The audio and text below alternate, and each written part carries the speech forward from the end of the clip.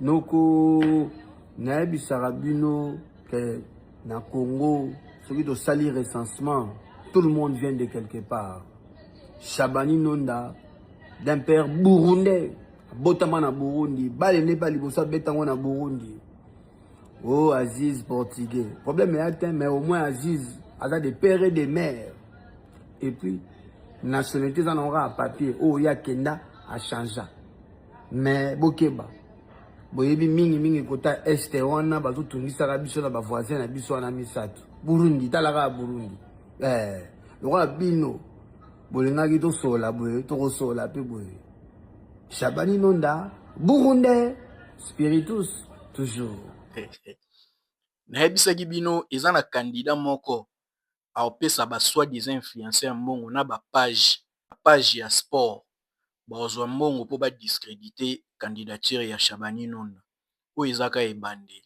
Mais na buzoba na bino botiaka peta mwa mayele muke ezala bien na page na yo oyo tie wana ya Wikipédia bisiko zwi makambo wana ifaki okita ntina se esika bakomaka biographie okomona ndenge bakoma Shabani Nonda né à Bujumbura des parents zaïrois.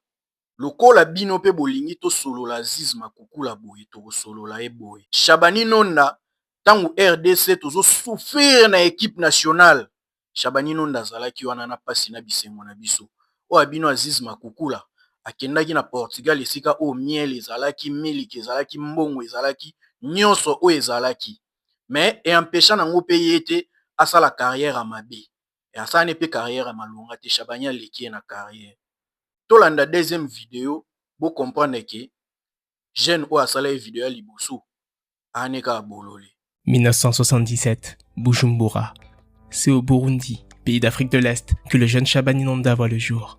Mais ses racines, elles, sont congolaises. Dans les années 60, le Burundi a accueilli une importante vague de Congolais. Cette migration était surtout due à la crise politique et aux conflits ethniques qui ont secoué le Congo, juste après son indépendance en 1960. La famille vit modestement, mais dignement dans le quartier de Nyakabiga. 9 enfants, une mère au cœur immense, et le père, Jacques Nonda, mécanicien réputé du quartier. Shabani, de son vrai nom Christophe, est le petit dernier, mais on le surnomme déjà Shabani, l'ancien. Sur les terrains de Bujumbura, il devient Chris, puis Chris Waddle, en hommage au dribbleur anglais dont il imite les gestes. Le talent est là, évident.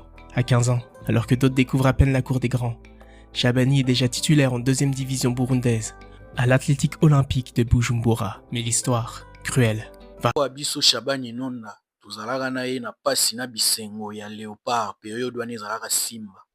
Et puis carrière na ye tango esili atiki na ye ndembo, azongaki na mboka na ye Congo, soki boke na Ntsele kuna, bomona centre de formation ya standing international o Shabani Nonda atongaka. Bokomona ngo ezali. Po azalaka na souci ya avancement ya makambo etali ndembo ya mboka na ye.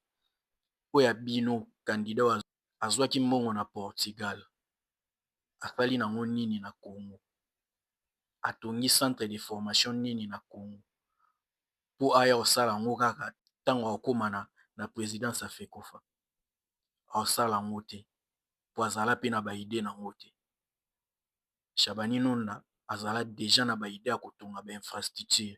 Soki azwi place wana étant président ya fédération akozwa projet na ye wana yango akomema na gouvernement na nzela ya ministère ya sport po ensemble ba infrastructure ekota na mboka na biso ba jeunes congolais bakoma kozwa formation ya qualité na ba centre wana esala biso mama na plaisir biso bato tolingaka ndembo makambo tozela nde pena mingi yango wana ba binationaux oyo tobetela maboko lelo babotama na ba père congolais ba mère ya ba nationalité mususu babotami na tous les deux parents ba congolais.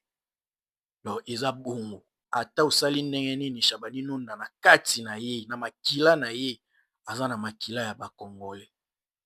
Yo moko toloba no wana ti lelo kutu na communauté na bino ya musique ti lelo badutaka na nationalité na o mais oyaka koloba yo koloba ma nationalité te